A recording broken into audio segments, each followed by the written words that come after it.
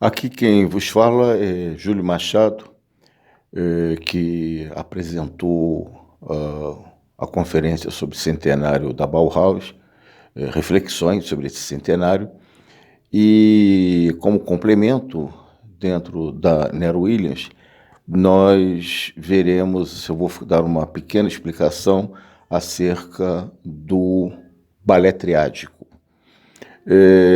O que vem a ser o balé triádico?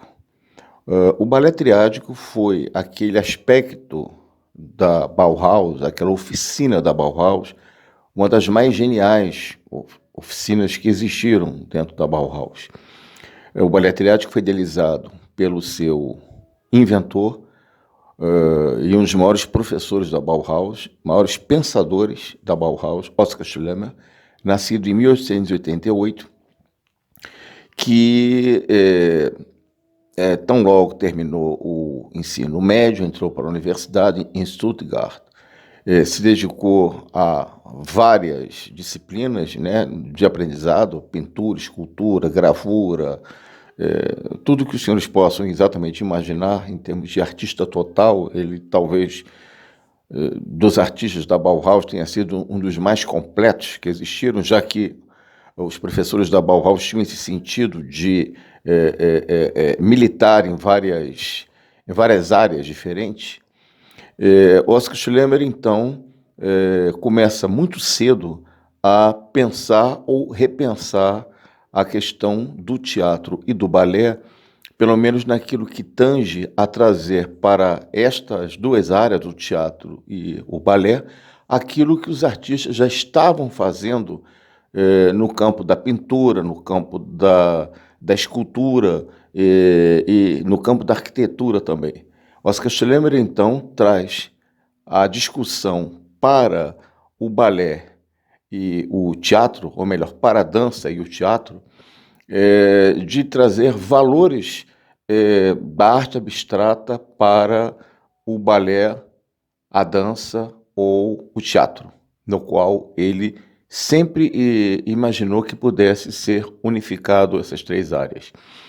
Ele lutou na Primeira Guerra Mundial e na Primeira Guerra Mundial ele já começou a esboçar, talvez até com uma maneira de fuga, aquela trágica realidade que o envolvia, esboços daquilo que seria o balé triádico. E o balé triádico, que os senhores vão ver, é uma idealização pré-Bauhaus, né? Ele começou, antes de entrar para a Bauhaus, já que ele entrou na Bauhaus em final de 1920, eles já idealizaram um grande esboço sobre a organização desse balé, que se dividiria em várias partes e com várias coreografias diferentes. Ele, em 1919, tão logo terminou a Primeira Guerra Mundial, ele já tinha esse esboço pronto, mas só foi terminado o balé triádico quando ele entrou definitivamente na Bauhaus, exatamente no final de 1920.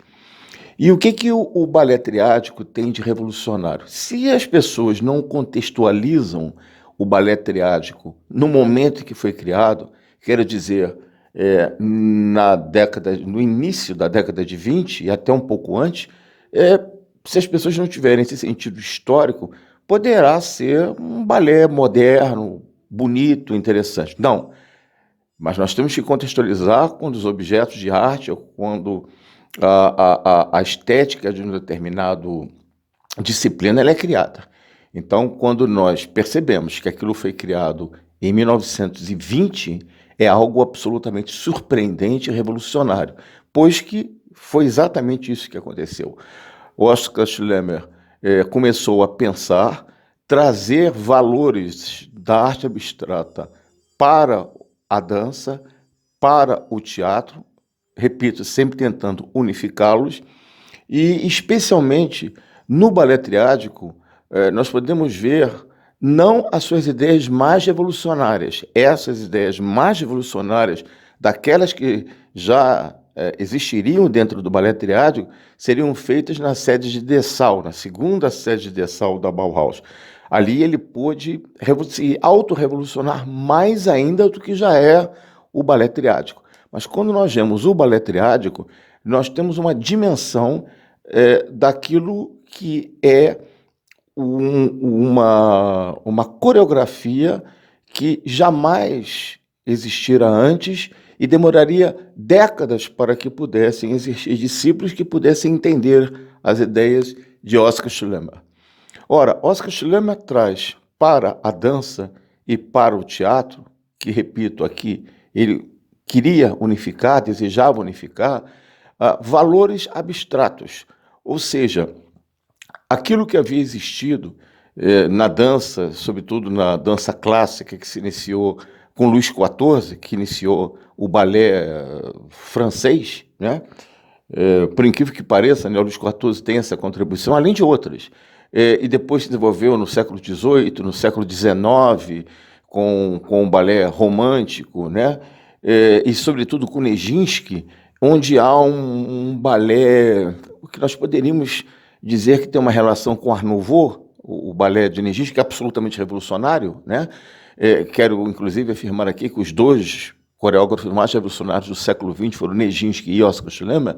Oskar Schlemmer, ele trouxe, então, para a dança e para o teatro, que são unificados na concepção dele, os valores da abstração, qual seja, de não exprimir sentimentos ou sentimentalismos dentro da dança, aproveitando Schlemmer o sentido da abstração, o sentido da geometrização do espaço e o sentido da mecanicidade do corpo.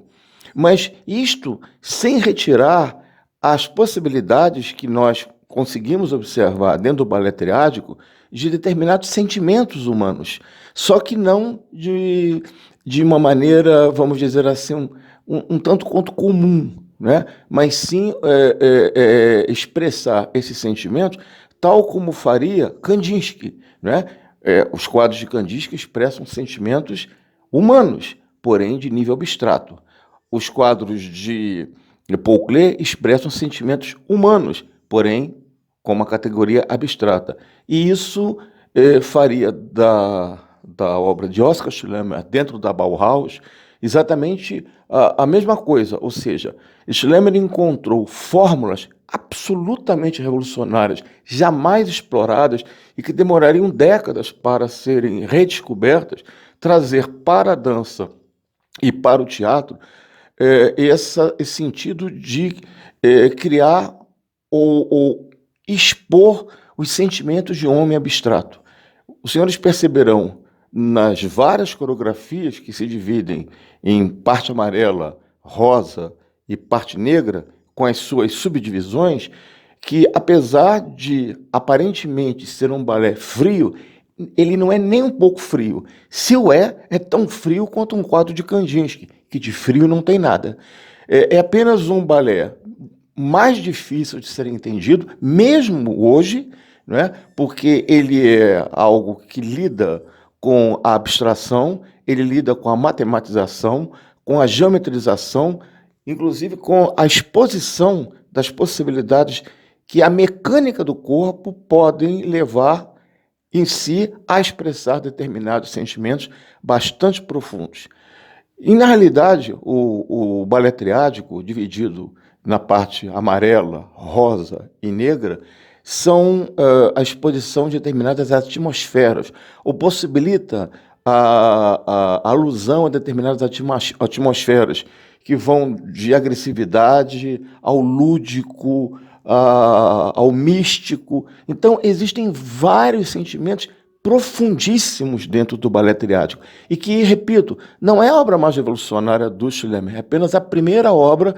As obras mais revolucionárias serão feitas quando ele já era professor da Bauhaus, especialmente na sede de Dessau, onde foi, quando construída a sede de Dessau, feito um teatro especialmente para que a sua oficina, ele era professor de estética, professor de pintura, professor de escultura, mas especialmente no que tange ao balé seria o aspecto mais revolucionário, ele pudesse desenvolver coreografias mais abstratas, mais revolucionárias e profundas do que essas que os senhores verão e que certamente ficarão perplexos quando contextualizarem que foram feitas na década de 20. Essa versão é de 1970, feita com a presença da mulher de Schlemmer, Tut Schlemmer, que ainda era viva, pôde fiscalizar a coreografia. Ela, inclusive, adotou uma nova música, já que a música de Paul Hindemith que era a música original. Ela julgou que ou existiria uma música melhor para expressar as ideias de Schlemmer.